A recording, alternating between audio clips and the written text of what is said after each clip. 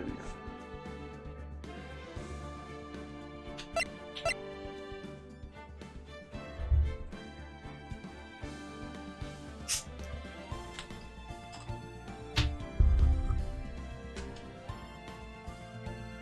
Hello everybody, and welcome back to Patreon Plays Phoenix Wright Ace Attorney. Today I'm gonna be finishing, and I don't know if that means, it's probably not all gonna be in one episode, because it's probably going to be a long trial. Yeah, last day of the trial. Kent seems very suspicious, but unexpectedly, some of the evidence also points to Emma.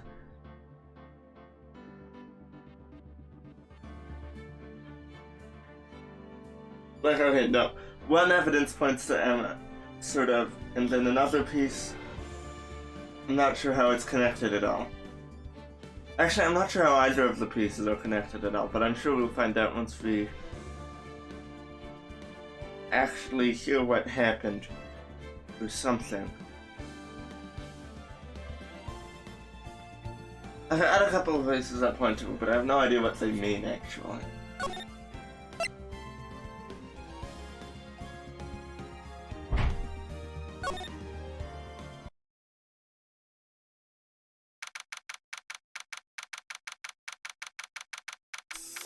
February 25th, 9:47 a.m., District Court Defendant Lobby number 2. The defendant's lobby, alright? But there's no defendant. I've tried to reach Lana all morning. Where could she be? Where's Emma, for that matter? It almost seems as if something's been happening behind the scenes. Edgeworth. Knowing you, you've already figured it out. Who the owner of the 7777777 ID number is. That is. Well, I have a pretty strong hunch. Looks like I'm not the only one who's figured it out. You know, the only reason this trial didn't reach a verdict yesterday is because there was still room for doubt regarding this ID record. If that number does belong to whom you suspect, then no doubt will remain. After all, he hasn't been officially charged with anything. True. Not yet. In any event, once all doubt has been removed from that list, I can call for a ruling. 5 minutes, Wright, and Chief Prosecutor Skye will be found guilty. She didn't do it. I figured you'd say as much. That's why I came here, to hear what you have to say. First time he's ever done something like this. Anna's hiding something, and the only way we'll ever know the truth is to draw it out of her. The truth? Everything goes back to the SL9 incident. Don't be stupid. Today's the last day of the trial. You don't have time to reminisce about the past. That depends on you. If she's found guilty, you'll lose your only chance to find out what really happened. I'll think about it. See you in court, Wright?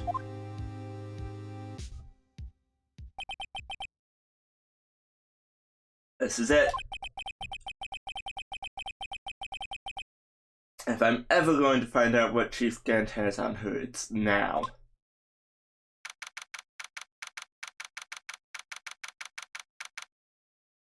February 25th, 10 o'clock a.m., District Court Courtroom number 9. Court is now in session for the trial of Miss Lana Skye. The defense is ready, Your Honor. The prosecution is ready, Your Honor. Normally, this is when the prosecution puts forth its opening statement. But before that, the police chief has a proposal to make. Chief Gant.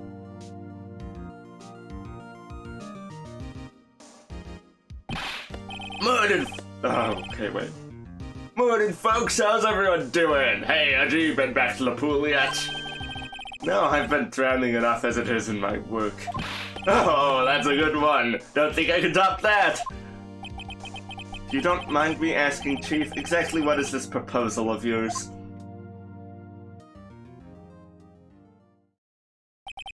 Lana, that is to say the defendant, has asked me if she could speak directly to the court. She wants to do what? Having heard what she intends to say, I feel she should be granted her request. In the end, it should save everyone a lot of time and trouble. Here we go. What's this all about, defendant? I'd just like to make one simple request and I'll be finished. Well then, what's your request? Your Honor, I'd like you to put an immediate end to this trial. Huh? I confess to all charges against me. On February 21st of this year, I murdered Detective Bruce Goodman in the underground parking lot of the prosecutor's office. Lana! Objection! You can't! Your Honor, the defense's claim does not change the defense's plea. In that case, Mr. Wright, I no longer require your services. But Lana! Your Honor, I hereby forfeit my right to an attorney. The prosecution may lack direct evidence against me, but it has sufficiently proven its case through testimony and circumstantial evidence. I would like you to render your verdict now, if you please. Well, the defendant certainly has the right to self-representation. Your request is legally valid, though this is an unprecedented situation. Indeed, it appears there's no further need to continue this trial, even if Mr. Wright may feel otherwise. This can't be happening. It appears time for the verdict has arrived. This court finds the defendant. Objection! One moment, Your Honor. Mr. Edgeworth? The prosecution has not yet proven the defendant guilty beyond reasonable doubt. Any ruling at this stage would certainly be premature. Come now, Worthy. I understand that this is a difficult time for you. Then why don't you just be a good little boy and keep your mouth shut,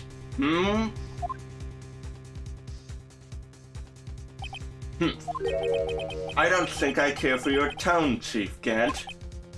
What? Creating another fabrication to cover up your past mistakes. Sorry, but I'm no longer the naive little boy you would have me be. With this sudden confession from the defendant, it's obvious to me some sort of deal was struck behind the scenes.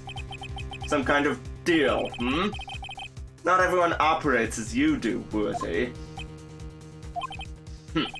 I thought so. Your Honor, the prosecution would like to change its first witness. Oh? To whom?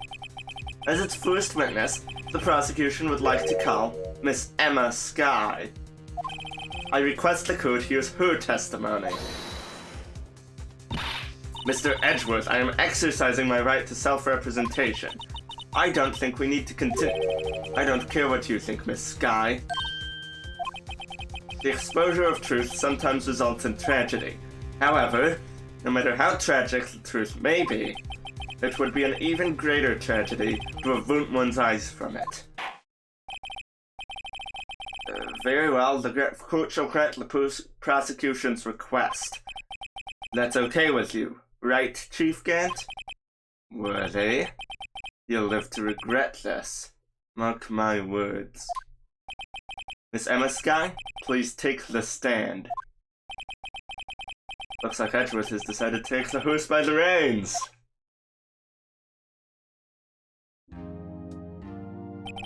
Now then, witness, please state your name and occupation. My name is Emma Skye. My occupation? I'm Lana's little sister, and I want to be a scientific investigator. 2 years ago, you encountered the serial killer Joe Dog of the Joe Dog killings. Is this correct? Yes. I'm trying my hardest to forget about that, though. I'm sorry, but I'm afraid I'm going to have to ask you to recall those events one more time. Mr. Edgeworth, please remember this trial concerns the murder of Detective Goodman, in an incident that was resolved 2 years ago. Really all that relevant? Yes. It most certainly is. Well, okay then. You sure gave it a pass. Now, please testify about what happened to you 2 years ago.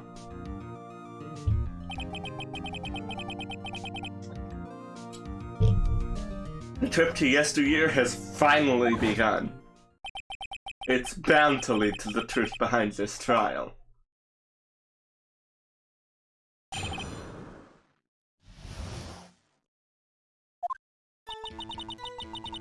I was waiting in my sister's office that day. A man came running in and took me hostage. Neil Marshall rescued me, but I'll never forget what I saw in that instant. The man raised up his knife and stabbed Mr. Marshall in the chest. It's a good thing you weren't harmed.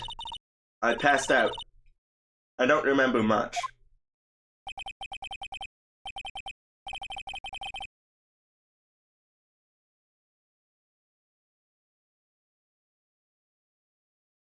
I'm just wondering, like,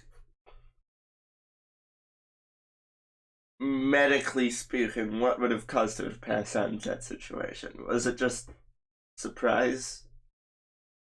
Shock? I mean, shock is usually, like, injury related.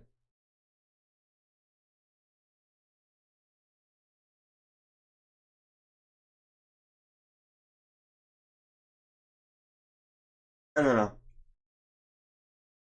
That's understandable. However, please tell me, Mr. Edgeworth, what does this testimony have to do with Detective Goodman's murder? That will soon become apparent, Your Honor. You've got to admire him for his courage, considering he has no evidence. Very well, the defense may begin its cross-examination. I guess we're still on. Like, she didn't retract it, but I guess Edgeworth overruled her. I was waiting in my sister's office that day. Oh, wait, come back. I read this. Read that. 2 years ago, the defendant was a detective at the police department, correct? Yes. She was second in command under then Deputy Chief of Police Gant. My sister, she was the best detective ever. Yes, I remember. Deputy Chief Gant and Miss Guy used to be quite the pair. I believe they shared the same office. That's right. And I would sit at my sister's desk and dream about playing that organ. I wanted to play it that day, too. The police department and the prosecutor's office held a ceremony that day. Lana promised to take me to dinner after she finished work.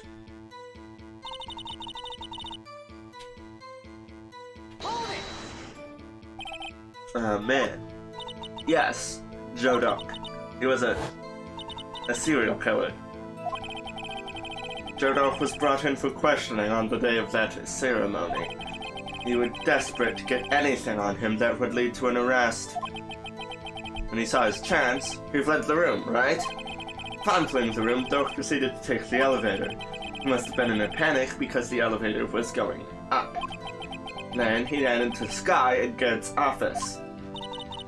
There was a lot of noise coming from outside, so I opened up the door to have a look. That's when I saw him. Neil Marshall rescued me. What was the prosecutor doing there? That day, there were 2 people present during Dunk's questioning. Deputy Chief Damon Gant and Prosecutor Neil Marshall. Almost forgot about Gant. Neil Marshall had just received the King of Prosecutors award. Young and dedicated, he went straight to the questioning room after the ceremony. I assume that would also be why he was first to run after Dunk.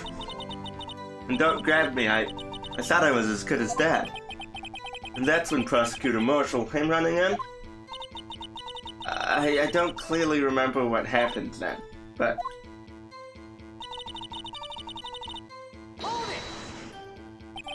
can you tell us about that? Mr. Marshall jumped on Dunk. Just then, the lights went out. The lights? Well, it was just about this time of year. there was a terrible storm going on and lightning struck nearby. So the electricity went out. Wait a minute. If it was pitch dark in that room, you shouldn't have been able to see anything, right? Right, but just then lightning flashed again outside. That sudden flash left an unforgettable image of the scene in my mind. I see. I told the detective about what I saw then. The detective? Yes, Detective Goodman. He was in charge of the case. Detective Bruce Goodman, the victim. So you spoke with Detective Goodman about this 2 years ago? Yes. That's what's so scary about this trial. And you told Detective Goodman about what you saw? Yes, but at the time the words just wouldn't come out. That's why I drew a picture. A picture? Yes, I think she mentioned that before. Well, Mr. Wright, have you heard enough? This picture's a witness, Drew. I believe it has a very important meaning. But the list of evidence I was given 2 years ago didn't contain a picture. Witness, would you mind if we added this statement to your testimony? Yes, Your Honor.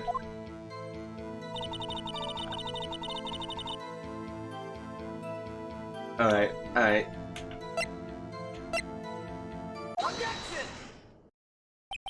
Mr. Edgeworth, this little girl put all her heart into drawing that picture, and yet you insist on denying its existence? Huh? Hey, I'm not the bad guy. All I'm saying is that as the prosecutor for that case, I wasn't handed such a picture. That may well be. But that doesn't mean it doesn't exist. Behold! This is the evidence list for the SO9 incident. Please turn it over, Your Honor. Turn it over? Turn it... This isn't hard to figure out. Ah! What's this? Yes, what is that? Hey, that's it. That's the picture I drew. Indeed, two men appear to be wrestling here. What's the meaning of this? What are you doing with that list? Me? Only the prosecutor in charge should have access to that list. Huh? These lists, they're different from each other. What?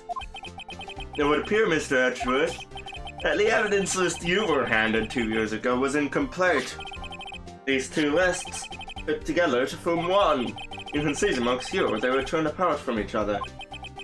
So you see, Mr. Edgeworth, it's quite obvious what happened. 2 years ago, only half of the evidence in that case ever reached you. What? What?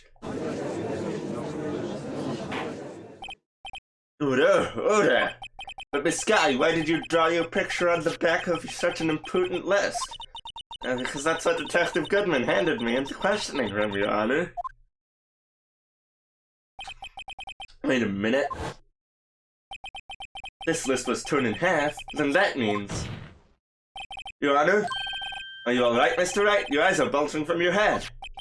If the evidence list was torn in half, then there might be more of the drawing on the back of Mr. Edgeworth's list. Yes, that's quite conceivable, Mr. Edgeworth. It's possible. Let's see.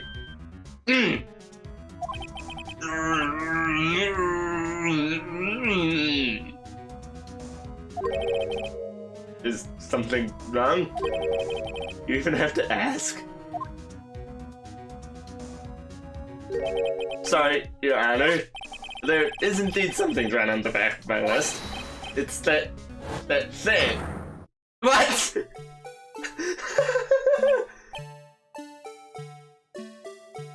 That one never existed yet. Wait. Okay, it hasn't been updated yet, I don't think. That's that thing. And it does look like it was drawn with the same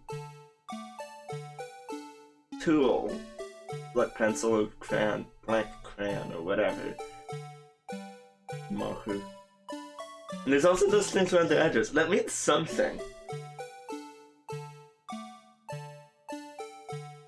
Wait a minute. edge is there.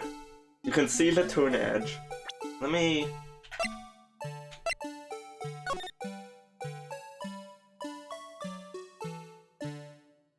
None of the edges here look turned.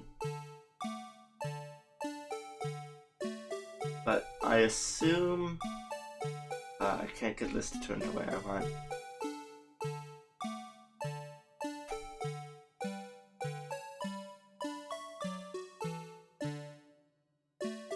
Given the fact that there's not black along the turn edge at all, it can't be here or here. It's gotta be here, right? So it's above them and sideways? So with that having been said, those curved parts, probably part of the window. Right? Because the windows are shaped like that. And then that's what lightning would be flashing from behind.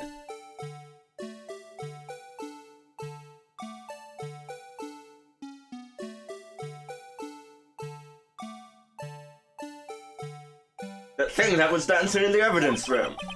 Clearly, this act of vandalism is the work of a certain chief of detectives. I guess he was out of scrap paper. I'm not convinced, although I have no idea what it actually means. Will you please testify about this picture you drew 2 years ago? Huh? Yes, sir, Your Honor. What's wrong with that, huh? She seems to be thinking about something when she was looking at the picture.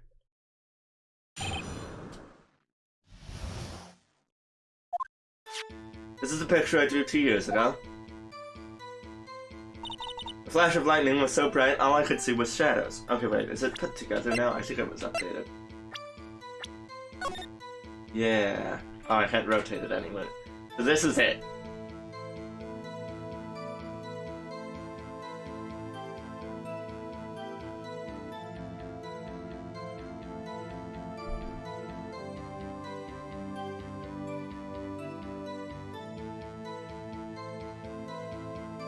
I wish I could get a look at what the window looked like in the room. Not behind them in that image. Like, does it have shapes on it or something? They said it wasn't stained glass. Flash of lightning was so bright all I could see was shadows. After that I must have fainted. This picture shows exactly what I saw in that instant. Like a flash of brightening should burn such an image into your mind. Thanks to that, though, she was able to show us exactly what she saw.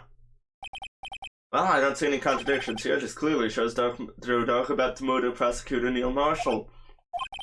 The defense may now begin its cross-examination.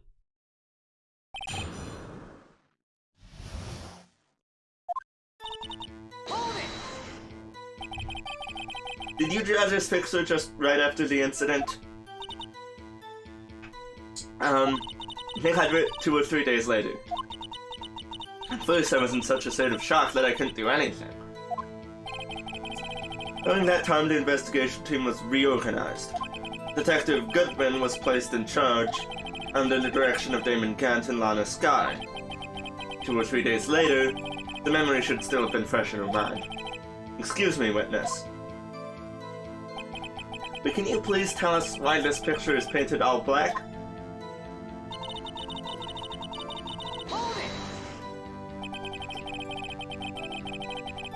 So at the time, you didn't even know it was Mr. Marshall who had come to your rescue. Now, wait a minute. That doesn't make any sense. But that does imply that she doesn't know which figure in the image is which.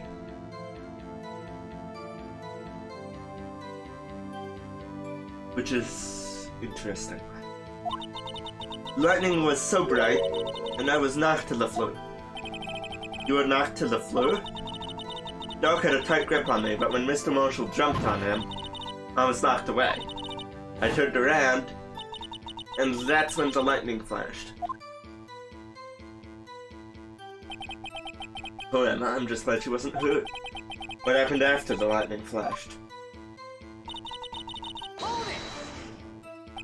You mean, you didn't see the actual murder take place? No. I'm sorry. The flash of lightning only drove off the darkness for a split second. Not only that, but the trauma of the situation understandably caused the witness to faint. You really need to torture this girl any further. What? Hey, I'm not the bad guy here. Anyway, this picture.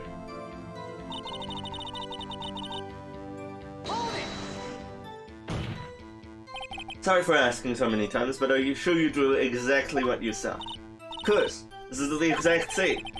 Was it influenced any way from the talks with the detectives? Are you insinuating we somehow manipulated her memory, Mr. Wright? No, of course not. I gotta watch out, we might find some way to cut my salary. I drew this picture before I heard anything from the detectives, so I don't think anyone's story would have influenced me. Mr. Wright? Is there something that's bothering you about this picture? Huh? Oh well... That's strange. She claims this is exactly the scene that was imprinted in her mind, and yet... there's clearly a contradiction here. Should I...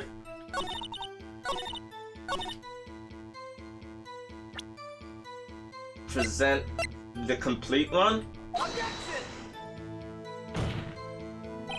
Your Honor, that statement no, it's...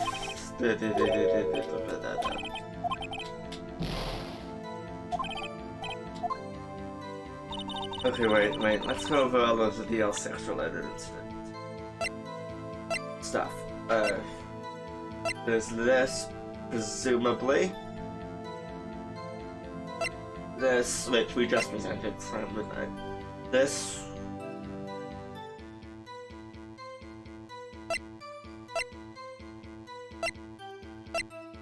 There's this.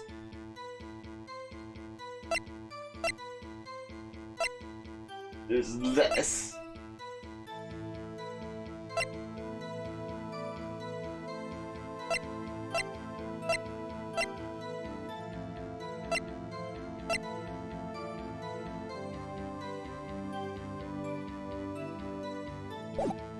The broken tip was found in his body.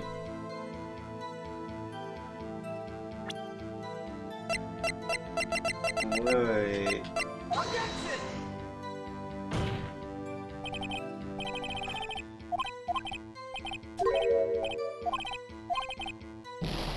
Okay, not that then.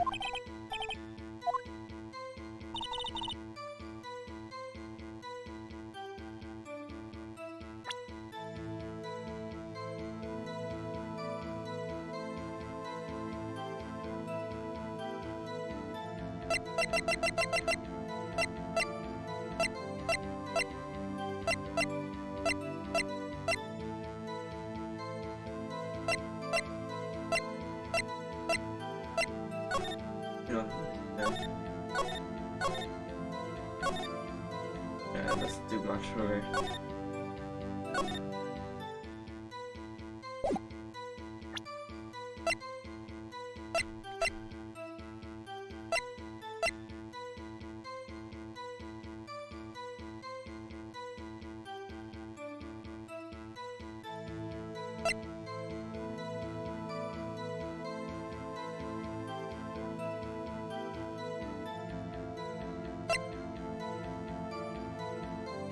I don't understand.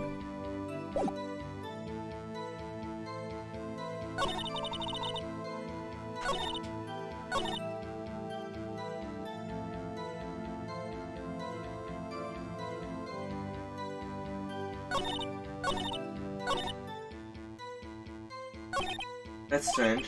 She claims it's exactly the same that was imprinted in her mind, and yet, it's clearly a contradiction here.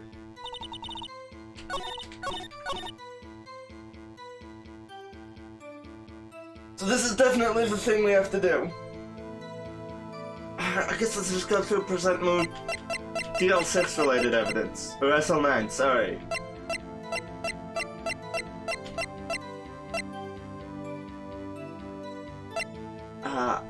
I mean, I could think of it.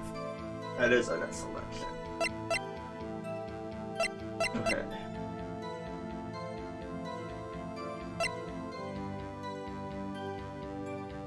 I'm gonna do this one next. Nope. Alright, so what's left? We got this, we don't know what it means. This we already tried, this we already tried. Oh, this also says the knife tip was found in the wound. Well, I wasted a ton of health there. I hate to be the bearer of bad news, but this picture the witness drew contains a blatant contradiction. What? But I still remember it just like it was yesterday. Mr. Wright? Perhaps it would be faster if you simply pointed out this contradiction for us. What part of this picture contradicts the autopsy report? Uh-oh. The contradiction, of course, lies here. Take a look at the knife the man is holding. If you look closely, you can see the tip is broken. Even I don't have to look closely to see that, Mr. Wright. Mr. Wright, look at the evidence. See the murder weapon? Its tip is broken too. If I recall, the tip of the knife was found broken off in the victim's body. It was a conclusive piece of evidence that proved Joe Doak was the murderer. I'm afraid it's not so simple, Emma. And where, pray tell, could you possibly see a problem? It's obvious, really. The victim suffered a single stab wound to the back. The victim was only stabbed once. Then the murder weapon should not yet be broken. Ah! And what's the meaning of this? Perhaps the knife was broken beforehand. But then how was the tip found in the wind? Tip of the knife was found inside the victim's body. If it was broken beforehand, it couldn't possibly wind up there. That's right. But what does this mean? The tip of the knife was undeniably discovered within the victim's body. The only possible explanation is the witness's memory is mistaken. That's why I asked her so many times if she was sure she remembered correctly. I believed you were annoyed at the time, but she was sure she remembered correctly. But there's no other way to explain this inconsistency. Not so fast, Mr. Edgeworth. There is another explanation. Have you forgotten already about a little something called falsified evidence? You're treading on thin ice, right? All I'm saying is that this broken knife tip might be the piece of evidence that was forged. You can't deny the possibility. Now, didn't I say something about that? Like it didn't match up perfectly? I think Jake said that. Order. Are you saying the investigation was really corrupted? Your Honor, please allow me to once again go over the events that took place the day of the murder. The police department and the prosecutor's office were holding a ceremony that day. After receiving the King of Prosecutors Award at the ceremony, Neil Marshall questioned Joe Doak along with Damon Gant. During his questioning, Joe Doak fled the room. Prosecutor Marshall chased after him and was killed by Doak. It is my belief that somewhere in this story, there is a lie. I'm not lying. The man really was holding up a broken knife. If that's true, then there's no other way around it. This could not have been the actual murder weapon. There must have been another broken knife. What are the chances of there being two broken knives? Has there been one? The witness is adamant about the accuracy of what she saw. It can't just be explained away by a simple observational error. Mr. Wright? In that instant, Emmy really did see a broken knife.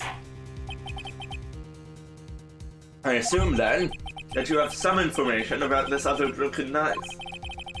If so, please feel free to enlighten us.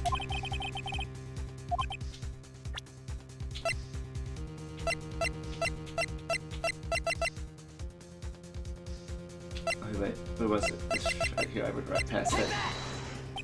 The answer lies in the past. 2 years in the past. Right here in this picture. This is a picture of the award ceremony. Ah! What is it, Mr. Edgeworth? Oh, that was Edgeworth speaking. I thought it was the judge. It's the broken murder weapon. Notice the award Miss Prosecutor Marshall is holding? That's a broken knife. As we earlier concluded, the knife in the drawing was not Joe Dog's knife. That being the case, the knife the witness saw was in all likelihood from this award. Order! Order! Order! The young marshal was awarded King of Prosecutors that day. As an award, he was given this broken shield and knife. When he chased after Joe Dog, he pulled out this knife. Being a prosecutor, he did not carry a pistol. This broken knife was the only weapon he had in this dangerous situation. But that can't be! Oh, and why not, Mr. Edgeworth? Because if the King of Prosecutors' award knife was the murder weapon, then the murderer and the victim would be reversed. Yeah. I mean, this man raising a knife would have been Prosecutor Neil Marshall. Oh. Oh.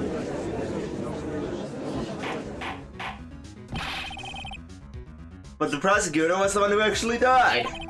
That's true. What's going on here?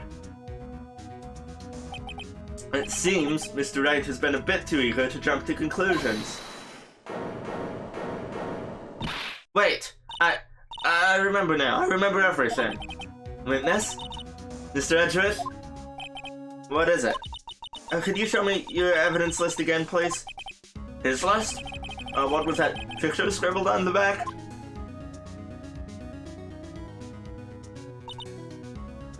I knew it. This picture, I'm the one who drew it. What? You drew that. That's right. The list wasn't turned in half at the time I drew this picture.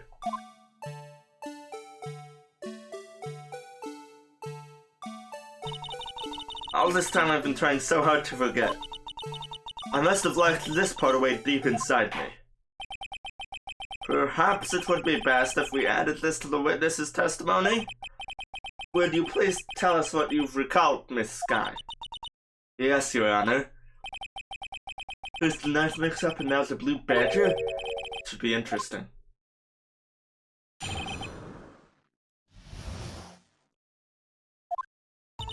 When I saw that man raise his knife, I panicked, then rushed toward both of them.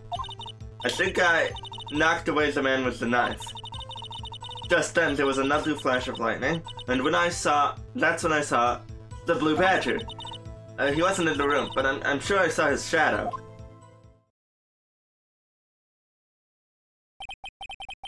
This is certainly most unusual. Try impossible. The chief of detectives hadn't even designed him. And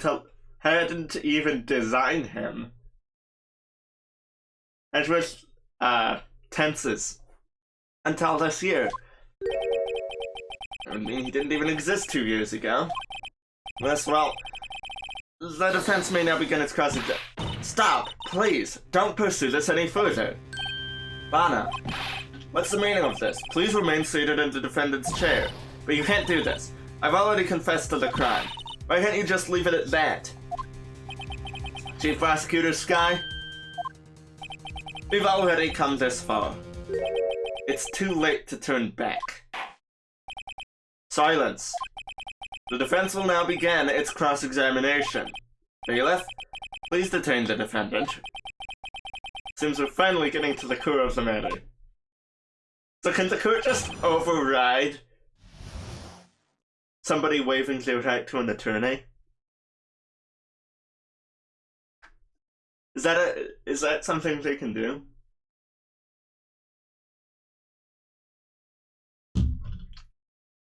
And furthermore, shouldn't they, like, formally state that they're doing that, instead of just going on and pretending like she didn't? When I saw that man raise his knife... When you say that man, I assume you refer to Joe Dark? Yes, at least I think it was him. You think? All I could really see were shadows. Power outage that immediately preceded the incident is also documented in the prosecutor's office reports. So then I panicked and rushed toward both of them. Oh, why would you do something so dangerous? What else could I have done? He was about to stab Mr. Marshall. He seemed convinced that Doc was the one holding the knife. But as we've just theorized, Mr. Marshall was the one holding the knife. Yes, well, I didn't know that at the time. When the Doc guy knocked me down, all I could think was, I've got to help the other person.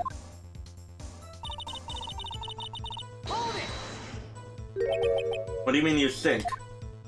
It all happened so fast, and I was in shock. I don't remember everything clearly. What I did, some kind of a blur. This guy was almost killed before she was witness to a murder about to take place. With so much happening in a matter of seconds, a little disorientation is only natural. I saw the man about to stab the other person, who I thought was Mr. Marshall. I knew I had to stop the man with the knife. What you did was very brave, young girl. So then what happened next? Just then there was another flash of lightning, and that's when I saw the Blue Badger. He wasn't in the room, but I'm so sure I saw his shadow. Oh, wait.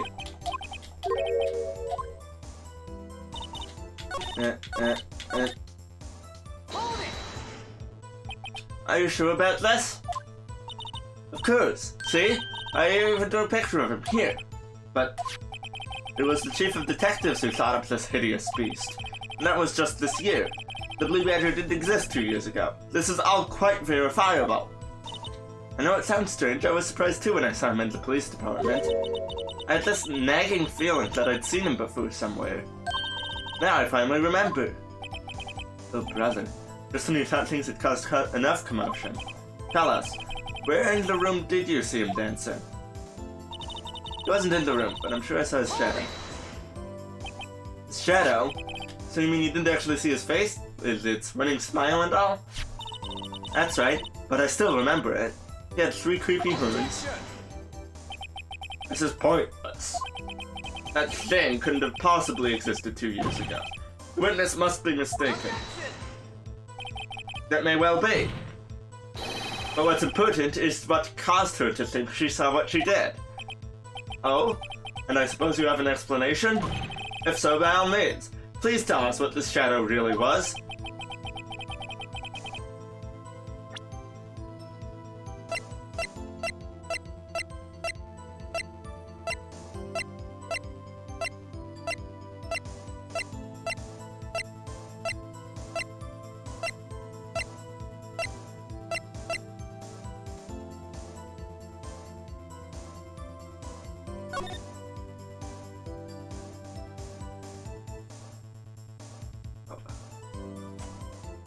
Wait.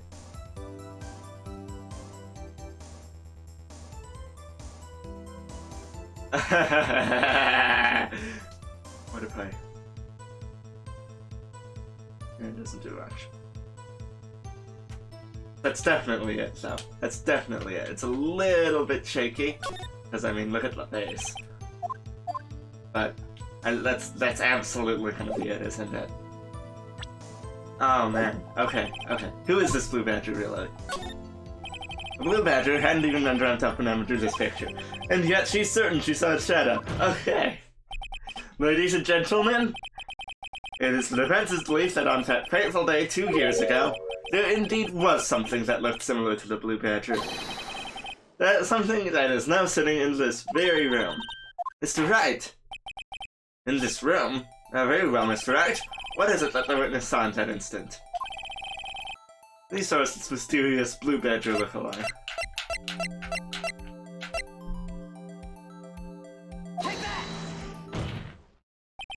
The mysterious blue badger was in fact this.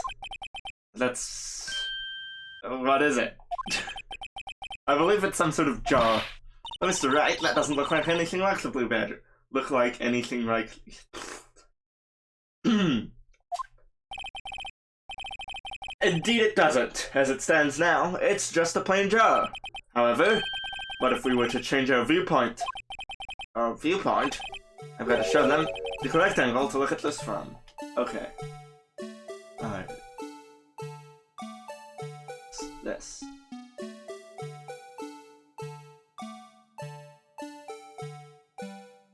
Take that!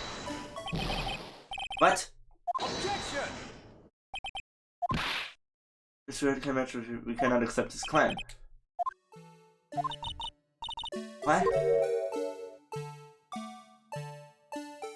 Maybe it is like this. It does make the top thing smaller.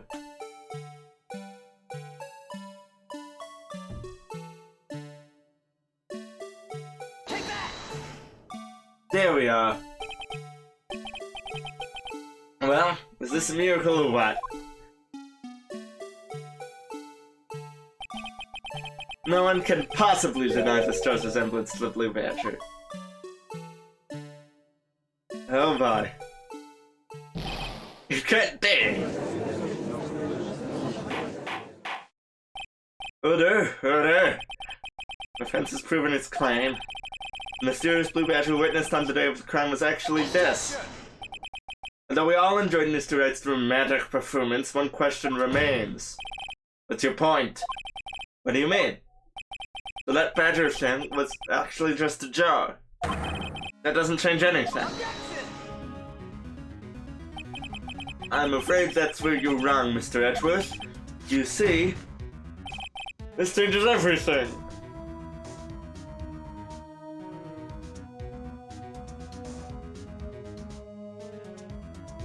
Like how did it get above them? Indeed? Well, very well then, please tell us. What's different now that we know the witness saw this jar?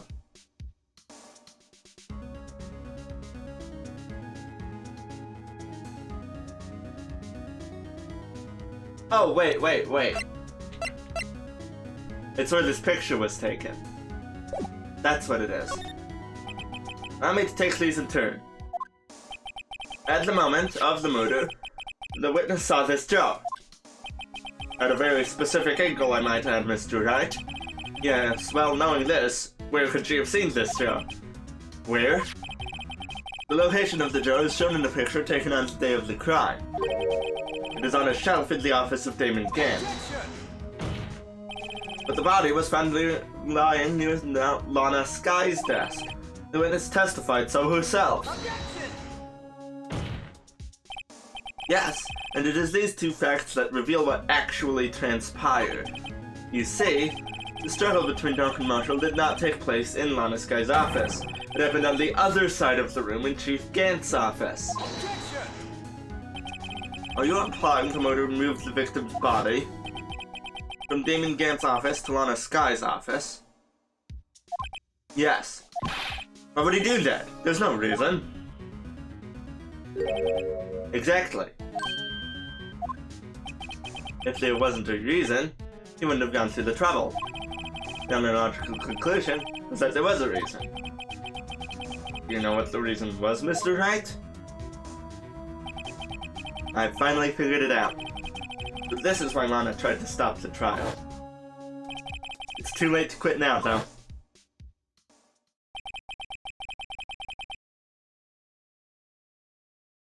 But wait, that implies that the jar would have been broken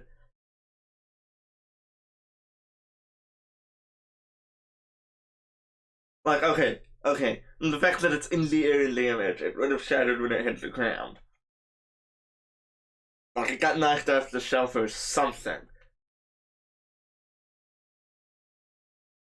So that implies it was broken before the stabbing actually occurred.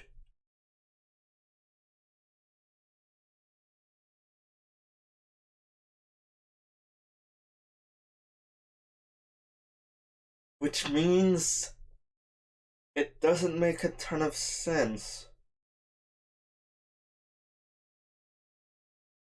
Unless it didn't break when I hit the ground. That's entirely possible. But then when did it break?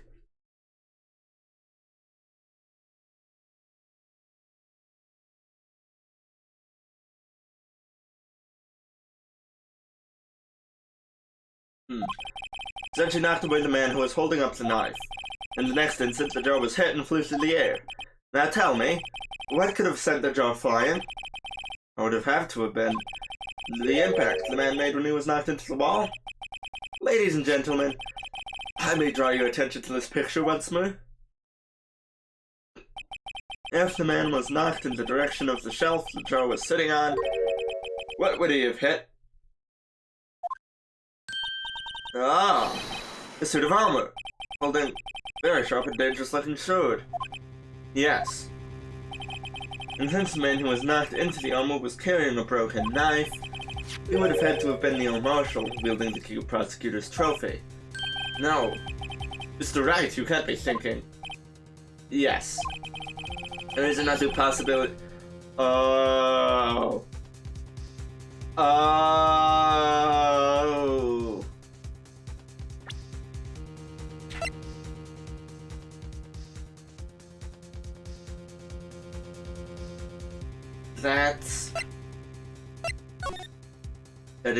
That is his shirt. His vest.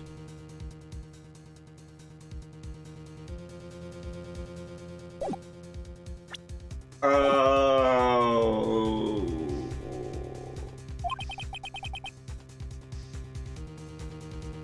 Another possibility? Chris, the perpetrator would have had no idea, but nevertheless, I don't know if I can go through with this. Mr. Wright, what's the matter? If events took place as the defense theorizes, then the outcome is obvious.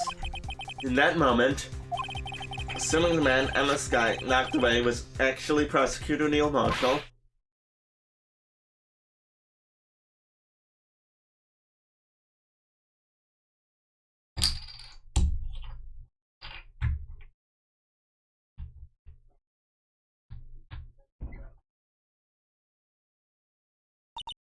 you mean Mr. Marshall died because of me?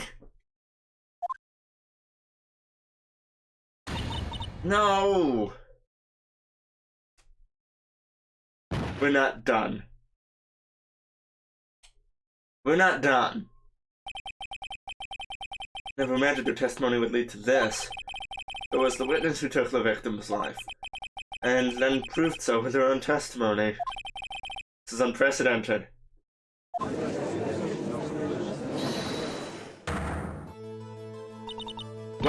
What are you saying? I'm sorry, Miss Sky, but given the circumstances, Joe Dog murdered Prosecutor Marshall. How can you think it was Emma? How dare you try to pin the crime on her? Imagine that coming from you. You recall it was you who admitted to forging evidence 2 years ago. The reason you moved Prosecutor Marshall's body was to keep anyone else from finding out about what Emma did, wasn't it? I assure you, Mr. Edgeworth, I have no idea what you're talking about. If you hope to have anyone believe your insane allegations, I'm afraid you're going to have proof. Tell me, do you have any conclusive evidence that proves my sister killed Neil Marshall? Evidence? I'm willing to bet you don't. Yes, it certainly would be difficult to prove this with evidence. If you don't have evidence, then we'll have to rely on testimony. I'm afraid that won't work in this case. Both parties involved in the incident are dead. Certainly can't get dead people to testify. This has all been a wild goose chase from the beginning. Touche, Miss Sky. Of course, that only leaves us with one possibility. I mean, there's still another possibility? What do you mean, Mr. Edgeworth? I mean the possibility that the victim has left us a message.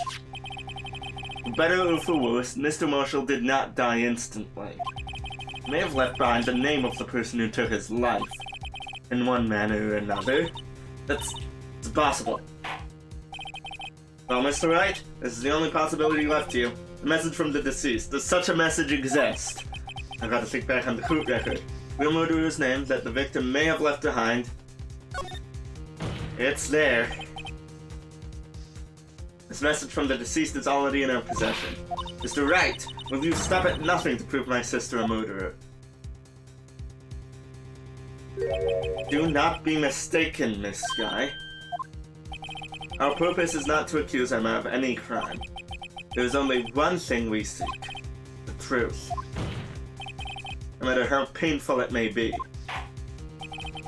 Now then, Mr. Wright, please show us the piece of evidence that conveys a message from the deceased. Take that! This is the message left by the deceased. This is that blue badger from before, right? Oh, is he going to just speak the killer's name? That thing could, I'm sure it would. Looks like everyone's forgotten that this is just a jar. The message was left here, on the surface of this jar. What do you mean? If you look closely, you can see a faint trail of blood on this jar. Looks like someone wiped the blood away. Yes, but notice, for some reason, the blood on some of the fragments was not wiped away. Yes, there is a line here, drawn in blood. What you're saying is these dots were once lines. Prosecutor Marshall did not die instantly. He used the few precious moments left to him to leave behind a message. One that someone apparently wiped away. Blood must have seeped into the jar where the lines changed directions. Precisely so. All we need to do is connect these points, and the victim's message will become apparent. Now, Mr. Wright, what kind of message did the victim leave for us? Your Honor, I believe these bloodstains will reveal it to us the answer. Okay. G A N T. There. No. Unfortunately. Oh wow, this is wacky.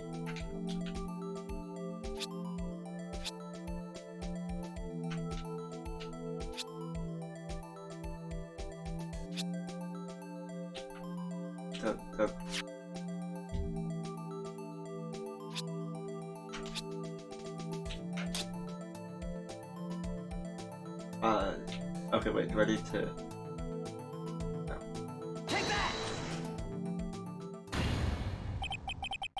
It's the defense attorney's duty to prove their client's innocence. So all I've been thinking about is saving Lana. For all my efforts, I never thought it would turn out like this. Emma. So this is the final message Prosecutor Marshall left behind.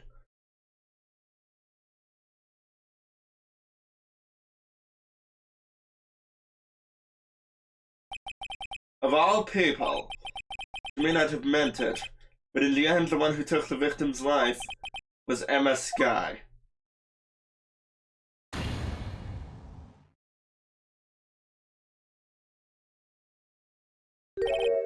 Seaworthy, can't say I didn't warn you. Chief Gant, we're not done yet. Do you understand the implications of what you've done? What? What are you talking about? 2 years ago, Joe Dog was sentenced to death. He was convicted because of his final murder. I believe you were the prosecutor in the case, were you not? Yes, Worthy. Because of you, an innocent man was sentenced to death. Not only that, but you used forged evidence to ensure his conviction. Objection! But Joe Doak really was a serial murderer, that's undeniable.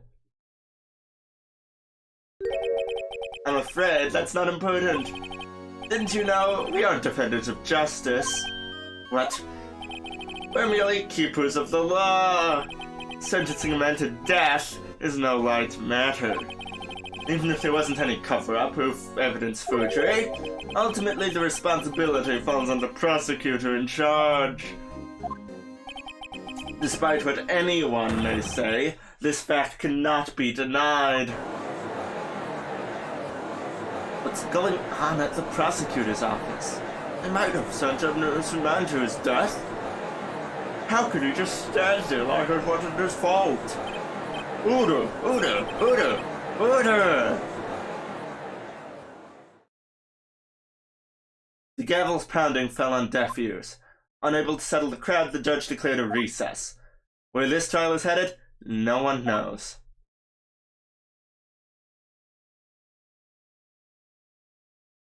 Okay, I'm gonna start a new recording, but I'm definitely going to keep going. So, see you all in just one moment.